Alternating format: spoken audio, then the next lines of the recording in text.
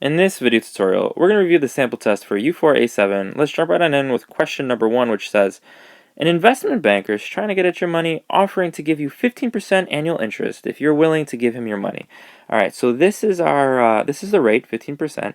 If you deposited $1,000 into this account, so that's our initial value, that's the principal, how much money will you have in 2 years and 5 months? Alright, so we need to review our quick formula for interest, which we know is A equals P, open parentheses, 1 plus the rate raised to the power of T, or time. And so let's evaluate. We know that the initial value is $1,000, right? So it's going to be 1,000, open parentheses, 1 plus the rate. And what's the rate again? I see that it's 15%. We're going to need to convert that to a decimal, so we're going to make that simply 0.15, close parentheses. And now here's a little bit, what might be a little bit tricky. I can see that it's in 2 years and 5 months. We remember that the interest rate is annually, right? So it's on a year basis, but this time frame is broken into years and months. So what we're going to do is we're going to write this like 2 plus 5 twelfths. All right, so we need to do a little bit of math. So we know that it's going to be 2 years plus 5 months out of a single year, and we're going to need to get the denominators the same. How exactly do we do that? So it's going to be 2 plus 5 twelfths, and I know that whenever we have a whole number, we can make it simply over 1. And if if we're going to add two fractions, the denominators have got to be the same. So what are we going to do? We're going to multiply the bottom by 12, but also the top by 12. And when we do that, it's going to become what? It's going to become 24 over 12 plus 5 over 12, which gives us what? Of course, it's going to give us 29 over 12. Great. All right, so let's return to our formula. We've got now 1,000 times 1.15 raised to what? We just said it's going to be 29 over 12. And if you use your handy dandy calculator, in 2 years and 5 months, the value of the initial principal should grow to $1,401.80. So that, ladies and gentlemen, is our answer. Question number 2, we need to solve 64 raised to the negative 2x equals 16. How do we approach this kind of problem when we need to figure out the value of x? Well, the first thing that we need to do is make the bases the same so that we can then make the exponents equal to one another so that we can simply solve for x. So what's the first step? Well, I notice that on 16 on the right side is a perfect square, and we can simplify that to simply 4 squared. And I know that when we're looking at the left side, I'm going to rewrite 64, but first I'm going to put it in, put this space and parentheses, making sure that I'm maintaining the sort of mechanics right here. And I know that 64 can be simplified to simply 4 to the third. I then know that we need to multiply this exponent, 3, by negative 2x. And when we do that, we're going to get 4 to the what? Negative 6x equals 4 to the second. Great, and so now what I know is that the bases are equal, and that's amazing because now what we can do is make these exponents equal to one another. And I know that negative 6x is equal to 2, and we're going to need to first divide both sides by 6. And when we do that, the 6's of course cancel out, and we're left with x equals negative 2/6, or simply negative 1/3, and we just solved this problem. Amazing.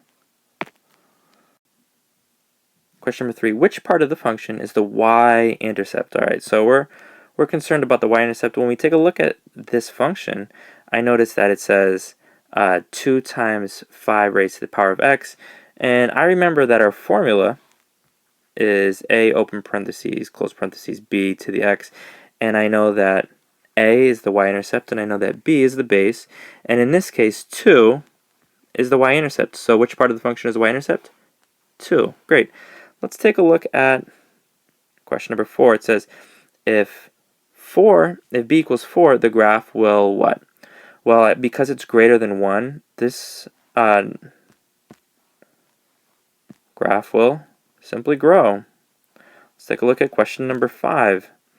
It says, if b equals 2/3, this function will what? Because it's 2/3, which is 0.66666, it's clearly less than 1. So in this case, this function, or this graph, is going to decay. And let's take a look at question number 6.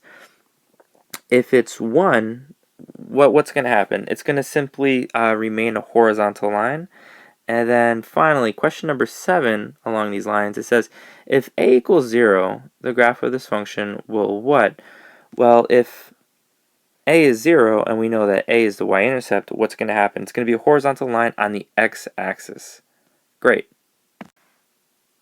Question number 8, it says, Malcolm's parents invested $14,000 at a rate of 5% per year, compounded annually. All right, how much money will there be after 18 years? And we've got to round to the nearest cent. So what do we know? We know that the initial value was $14,000. And what else do we know? We know that this is growing, so it's going to be 1 point, and the rate, of course, is 5%. So we're going to write that like 0.05, close parentheses, and the rate is compounded annually, and we want to know how much it's going to be after 18 years. So we're going to raise that to the power of 18. And so we can simplify that a little bit further. So it's going to be 14,000 times 1.05 raised to the 18th. And when you pop that in your calculator, you're going to get $33,692.67. So that, ladies and gentlemen, is our answer. That's how much $14,000 will grow to after 18 years. Number 9, the population of deer in a forest is at a decline because of the introduction of a pack of predators. There was initially 20,000 deer, but they're declining at 5% per year. How many deer will there be in a forest after 8 years? All right, so what do we know? We know that the initial number of deer was 20,000. So we can write that like this. And what else do we know? Is this growth or decay? It's clearly decay. So we're going to do 1 minus what? 5% per year. So it's going to be 0.05. And we want to know how many deer there's going to be after 8 years. So we're going to raise that to the power of 8. And I know that we can simplify this further. So it's going to be 20,000 times 0.95 raised to the power of 8. And when you pop that in your calculator, you're going to get 13,268 deer. And I think there's a percentage, or there's a fraction. But we can say simply 13,268 deer after 8 years.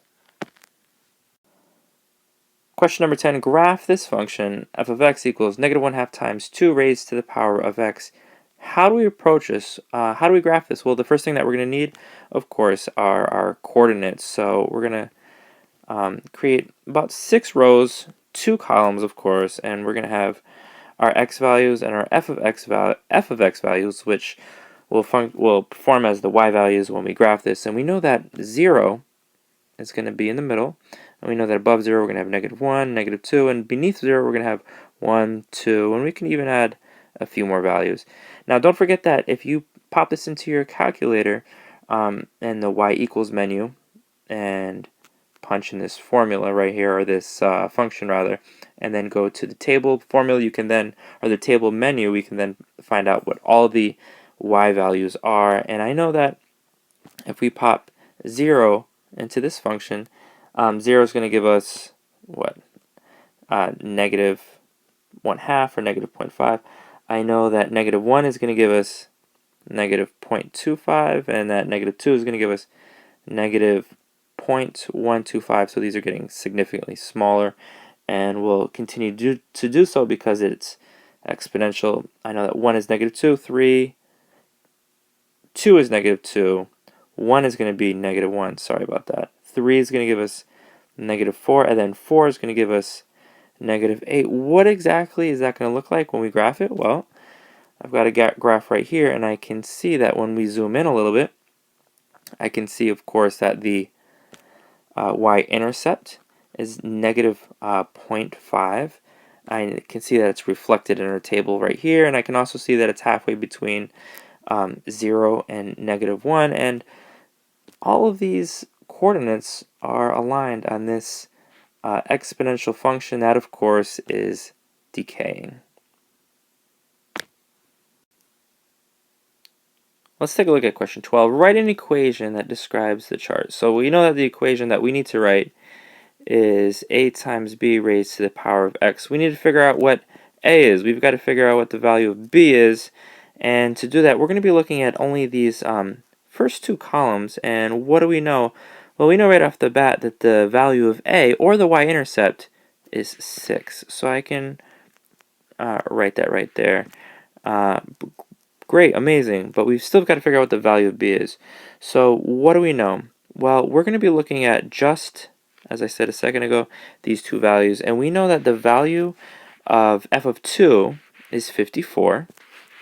And we know that 54 equals what? A times b raised to the power of x. And in this case, a, as we just said a second ago, is 6. Great. So we know that it's 6b raised to the power of what? Well, if we're looking right here, if we're looking in this column, f of x, in this case, is going to be f of 2. So we can write that like f of 2 equals 54, which also equals 6b raised to the power of 2. And I know that because, again, this is f of 2. So what's the next step? How do we isolate for b? The first thing that we're going to do is simply divide both sides by 6. And when we do, 6's cancel out. We've got 9 equals b squared. And how to get rid of that squared sign or symbol? We simply do the square root of both 9 and b squared. And we're going to left with simply b equals plus or minus 3. In this case, it's going to be plus 3. So how do we write this graph, or how do we write this function rather? It's going to be 6, open parentheses, 3, close parentheses, raised to the power of x. This is our answer, ladies and gentlemen. Good luck on the test.